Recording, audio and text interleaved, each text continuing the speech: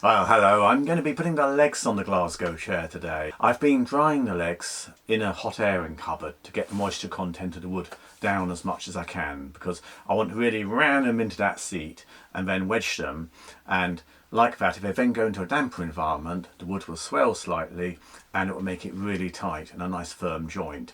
So I've just been doing a dry fit to make sure that the legs are broadly fit, and I've got them broadly all the right sort of length. And I'm fairly happy with this. As you can see, the seat's cleaned up really well. And I've been using a range of scrapers to try and get this looking nice. These scrapers are very economical to buy, and you can get little kits, so you get 3 or so bits in a kit. But they're really good, because you put a little burr on with like a screwdriver or a hard metal bar, and you just rub it over and you get a nice little burr forming. And then you can just use them to clean up the wood, and you get little muck off, stains off, gets the surface nice and smooth. It's a particular point about wedging I wanted to sort of make. The grain on this leg goes across, so that pencil line shows the direction of the grain in the leg. Now, if you were to cut the wedge slot in the same direction as the grain, you'd be splitting that leg, and the split might run down the leg. So the best policy is to cut your actual slot for your wedge at 90 degrees to the grain. Like that, when you drive your wedge in, you're not going to split your leg in the same way. So that's point number one that's well worth considering.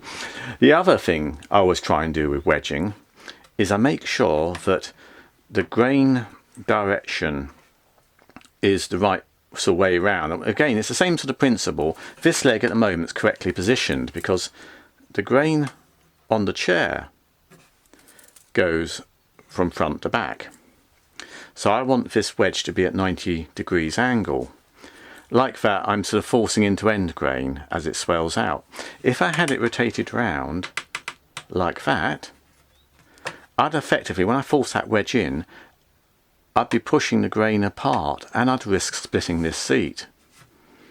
Given its arm, I probably wouldn't succeed, but that's not the point really. You want to make it as strong as you can. So it's best, as I say, to keep the actual wedge itself at 90 degrees to the grain direction, in rough terms. There's no real set procedure in my view for this glue up, but it is worth getting all your bits ready. So I've got all my legs ready, I've got all my wedges ready. Right, well, I've numbered all of these legs, so I know exactly which one is going into which hole.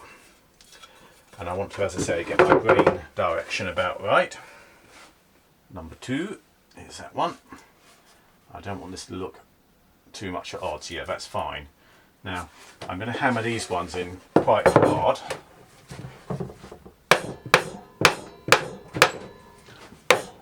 The reason I'm putting these in particularly hard is I want the chair to slope backwards.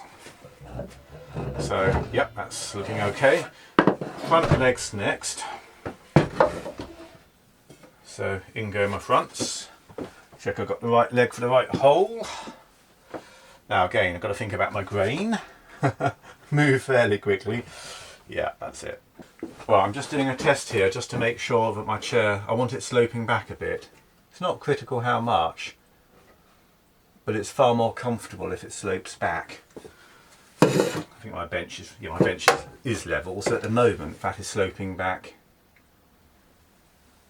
quite a lot. I'll put these front legs in a little bit harder.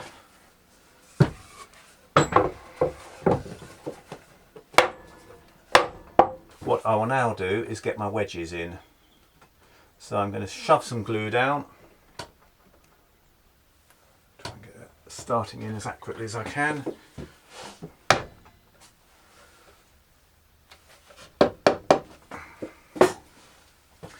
You say it's going off slightly the wrong way. That's it, that's what I wanted. There we are. Right, that wedge next. Again, feed it in. Try and wipe the glue off as I go along, otherwise you get it everywhere. That's it. Right, that's taken a good bit of pressure, which is what I want. Again, it's going off slightly to one side. That's it. Oh, that would do anyway. A bit more on there. Really hammer those in hard. There we are. I want that to be really taking the pressure. Okay, makes it just really strong then. It's still flat and level. It is still sloping back. That's great. I'm very happy with that. Yeah, that's fine. I've chamfered it underneath, so it looks a lot thinner than it actually is. So that was a bit more sort of seat finishing work I did. And I've got a cock out the back here, which again I've shaped inwards slightly as well. So this is a thick piece of elm. I mean, it's 2 inches thick nearly. So these legs I think will be strong enough. Well, all the glue's dried in the wedges, so I'm now sawing them off. And I'm using a little flush cut saw. I find these are very useful actually, but you do need to make sure you have them the right way up. So you can cut with one of these flat onto something and it won't mark the wood you're cutting, but all the teeth are slightly raised pointing upwards, so you can just cut off your little bits and it works really well.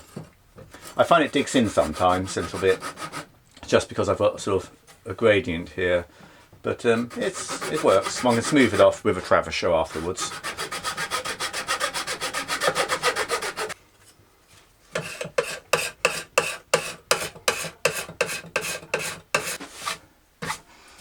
One nicely flush cut leg with a nice oak wedge showing there. So I'm pleased with that, that's fine. Well, I've cut all the tops off now and I'm just cleaning them up with my scraper. It's nice to see the seat now with all the grain showing and the wedges showing. I like the contrast, you get the nice grain of the elm and then you get the ash leg poking through with the nice darker oak wedge going through it. Anyway, it makes a nice combination of colours, I think, and with some Danish oil that will actually come out even more. Anyway, hope you've enjoyed seeing this film and thanks so much for watching.